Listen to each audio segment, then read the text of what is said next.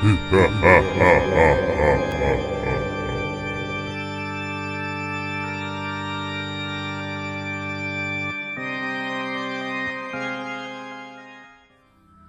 boy, probably gonna get myself in trouble with this one. But I recently completed Nier Automata, of which you can find the full playthrough on this channel if you so desire. And I've spent some time formulating my thoughts, not only on the game itself, but the hype and the claims surrounding it. Basically, I want to present an alternative perspective on Nier Automata that will probably be considered sacrilegious if you're of a certain group of people, as it isn't one of unmitigated praise.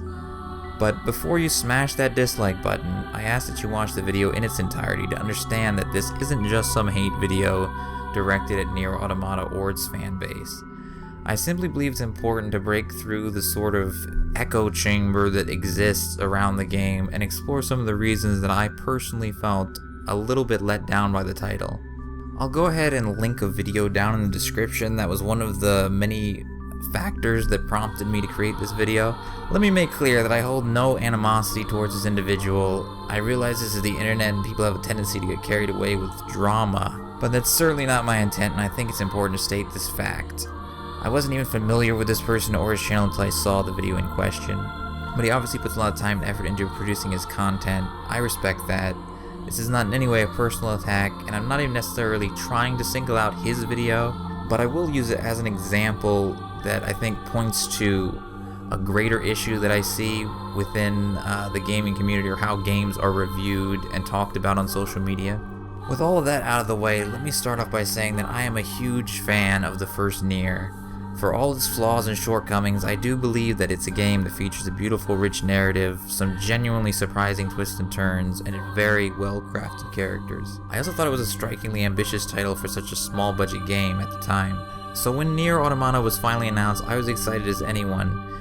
Nier is one of my favorite games of the last several years, and a word of a direct sequel had me pretty hyped back in the beginning. I even went as far as to pre-order the ridiculously overpriced black box edition of the game.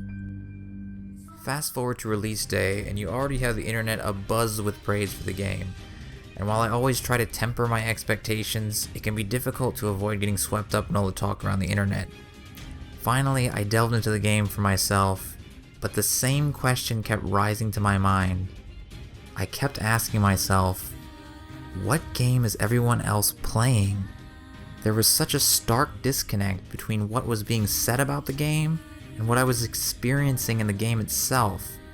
Now, I understand that a lot of people have never played the original title, and for many of them this is going to be their first foray into a Yoko Taro game.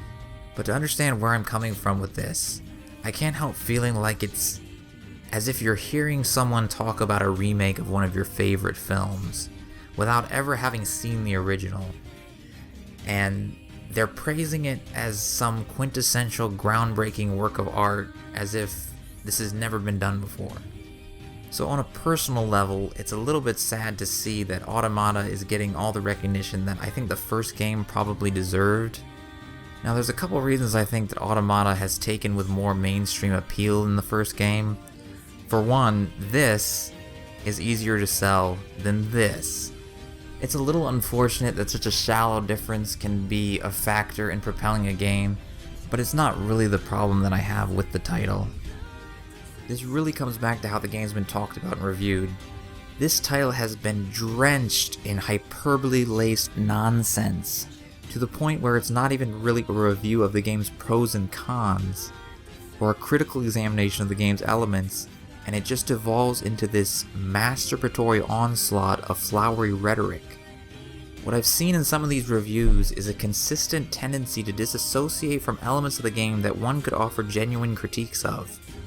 For example, the menial fetch quests, the bad map system, the fact that the narrative momentum takes a nosedive once you reach Route B. It's not that these necessarily have to be seen as game-breaking issues, but it's almost as though these things are brushed aside like they're not flaws at all. The game itself makes light of the trivial nature of some of these quests and the ineffectiveness of the map, and I think it's in many respects a diversionary tactic.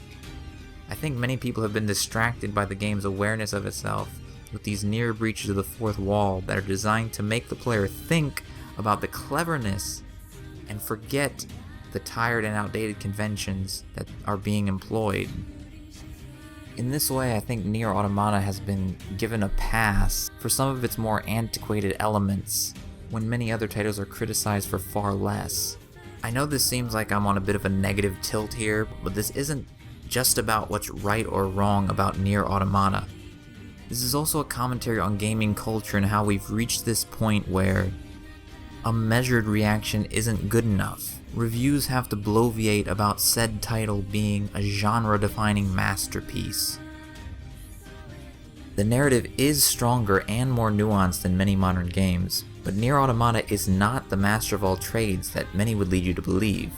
On a technical level, the game is merely passable, with graphics resembling a late-gen PS3 title.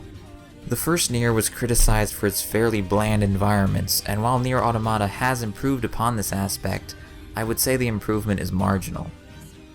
Much ado was made about PlatinumGames' involvement with the title, and while this has resulted in a commendably stylish battle system, upon closer inspection of the mechanics, it's clear that it lacks the depth and flexibility found in action titles such as Bayonetta or the Devil May Cry series. This may sound like nitpicking, but failure to acknowledge some of these faults has led many reviews to feel like nothing more than an advertising spot for the game. And it should be understood that admitting to a title's missteps is simply part of a balanced analysis, and does not mean that the game is bad because it failed to get everything right. And this brings us to what will likely be the most contentious topic of debate, the story. Now, I'm only going to speak in very vague details because I want to keep this video as spoiler-free as possible, but this is easily the most important element of the game to me, and a huge reason why I left this title feeling rather unsatisfied. In my opinion, the characters are never adequately fleshed out, certainly not to the degree that characters like Kaine and Emil were in the first game. Without giving too much away, at a certain point 9S arguably becomes the central character to the plot, but I feel an issue quickly arises from the fact that his character is defined by his naivete, and rather than being able to chart his growth along a timeline, we're very quickly witness to his descent into madness. And I think the game relies too heavily on his victimhood to lead players to care about his plight. Unlike the character of Emil in the first Nier title, whose bond with the player isn't established simply through his victimization, but in overcoming himself and the obstacles ahead of him in a way that signals a transition to maturity, with 9S it far too often feels as though he's just another tool for the player to use, to siphon information and further reveal key narrative details. And I think developers need to take note of the fact that simply playing as a character is not automatically equal to developing a relationship with said character. I can't shake the feeling that we're told to care about 9S, but we're never actually given a reason to. Ultimately, I think Nier Automata is a game in which the concept ends up being superior to the journey itself. I feel that a real dividing line is made between those who have played the first title and those who haven't. For those familiar with the original Nier, like myself, the impact of the events and revelations in Automata can leave you scratching your head as to why the developers would structure the game so similarly.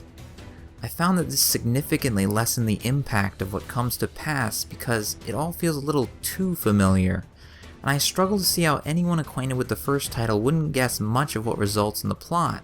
The game attempts to flip everything on its head in the very same way as the original Nier, but if you've seen this trick before, it's inevitable that it will all play a little flat. Believe me, I wanted to enjoy Nier Automata more than I did. I can still appreciate the title for its fairly well-rounded package that it delivers, but from a narrative perspective, I just can't honestly say it held up to the first game and its cast of endearing characters. Keep in mind that these are simply my thoughts and opinions of the title. I didn't set out to make this the most comprehensive review of the game that's out there. It's part review, part rant, and part commentary on the state of gaming itself, and you're free to disagree with me on any or all of my points. This was just to get my voice out there and address some things that I don't feel has been in a lot of the mainstream discourse for the title. If there's anything in the game that I can wholeheartedly endorse, it's composer Keiichi Okabe's stellar score. He's once again delivered a soundtrack worthy of praise and stamped with his signature unique style. I have no comment on why he looks to be slowly becoming Psy in this photo. I want to thank you for watching this video. Feel free to subscribe or call me a fag in the comments if you're part of the cult of Taro and that's your thing. You can check out my other content, and if you liked the video, please Oh, damn it.